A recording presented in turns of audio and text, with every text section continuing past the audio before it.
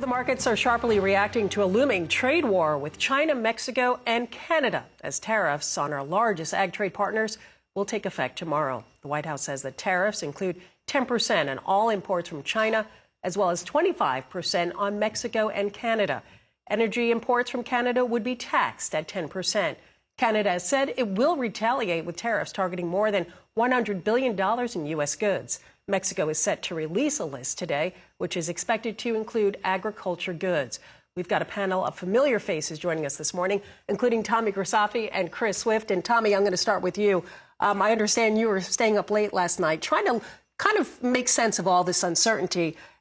Maybe tell us how the markets did respond. What are you going to be looking at? Sure. So as far as futures trading, the one group of futures opens at 5 o'clock. That'd be your outside markets, your all your stock indices, your metals, your energies. And then we have our next group is the grains that open at 7. Now, meats haven't opened yet, but they definitely reacted. Within the first hour last night, we watched gold trade up $30, down $30. Big moves in the stock market. The S&P and the NASDAQ took it the worst. NASDAQ, within seconds of opening, traded down 600, which is a big move. Now, one of the things I was saying before we started was you have to watch markets in percents. You have to understand that we are not trading Dow 5,000, or when I was a kid at the Board of Trade, we literally had hats that said Dow 10,000. We're Dow 40,000. So if we pull down 1,000, it's not the end of the world.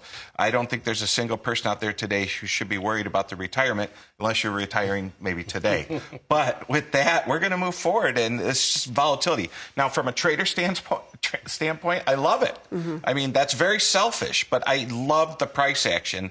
It was a wonderful month. You know, I moved down here and with Nesvick trading, and January was a crazy month in all markets, especially what this guy does over there. Yeah, speaking of, Chris, I mean, let's talk about cattle. Sure. At this point, how is the cattle industry? You know, you and I were talking before we went to camera, that more of an issue right now is that the Mexico border is open. We're bringing cattle back in. Of course, the screwworm, not an issue apparently. It's been cleared.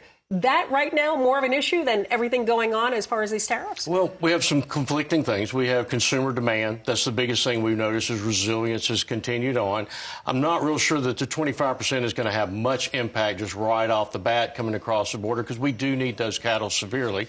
They are discounted severely to what U.S. cattle are. So right off the bat, I don't think it'll make much difference to it. Again, with the inventory report that we saw on Friday, it was not quite as low as what we thought it was going to be, 1.5% to 2% lower. It came out at 1%. So again, some conflicting things, and we wonder in this new bout of inflation, if the tariffs do create more inflation, does beef and cattle appreciate with that, or are they finally detrimented by? What should producers be looking for right now at this point? You know, right now they're probably still going to be looking at input costs. Feed cost, oil again higher, sharply higher this morning.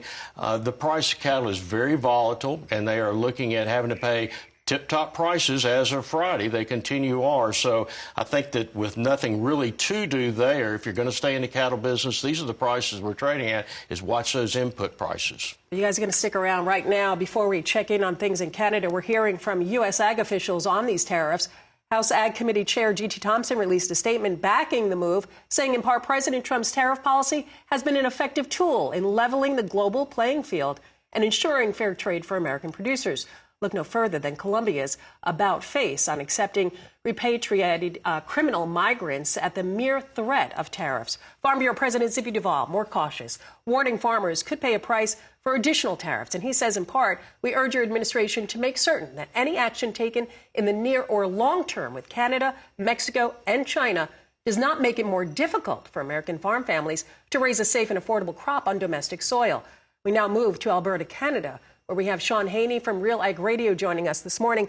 Good morning, Shaun. Thank you so much for being here. How are Canadian officials responding this morning? Walk us through the last couple of days. It's been a very up and down last couple of days, I would say, and thanks a lot for having me here this morning.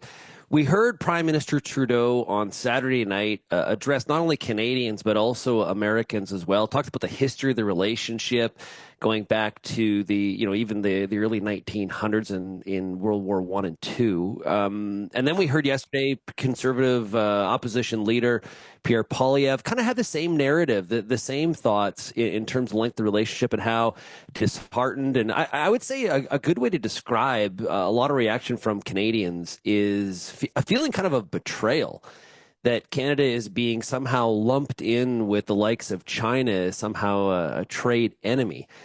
And I think what's got people the most up, I guess, the hair on the back of their neck up a little bit is the fact that fentanyl, as an example, has been used as one of the main leverage points here. The numbers just don't speak to it. Is there fentanyl crossing the Canadian border into the U.S.?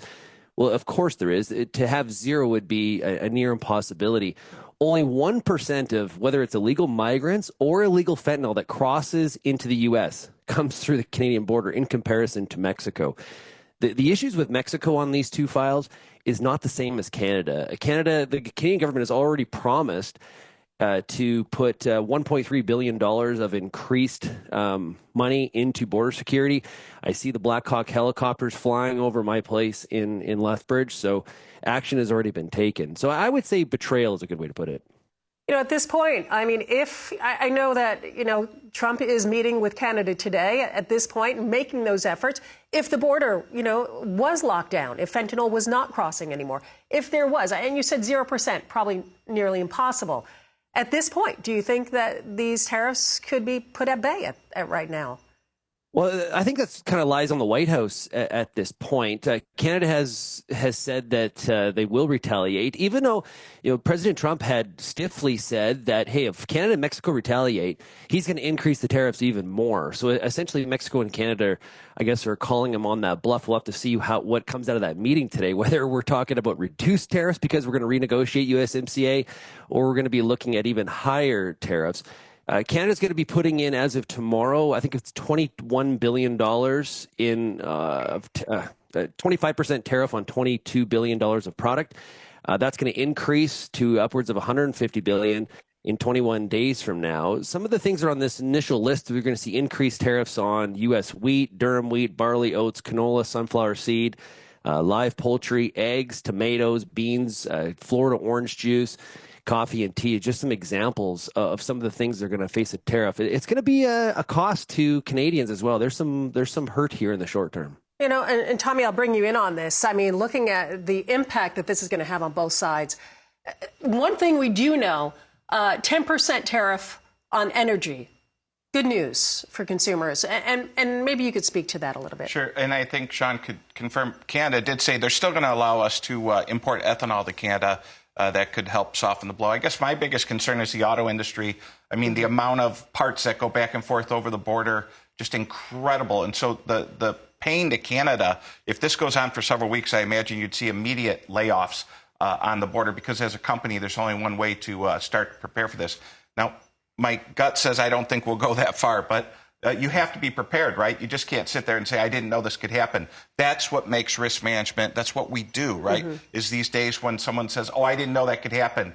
That's what we're always telling people. But in the sense, if you're Canadian, you woke up today and you probably do feel like a victim, to Shaun's point. Yeah, but we also can't have the victim mentality, right? You got to get over it and also see, how are we going to go forward here?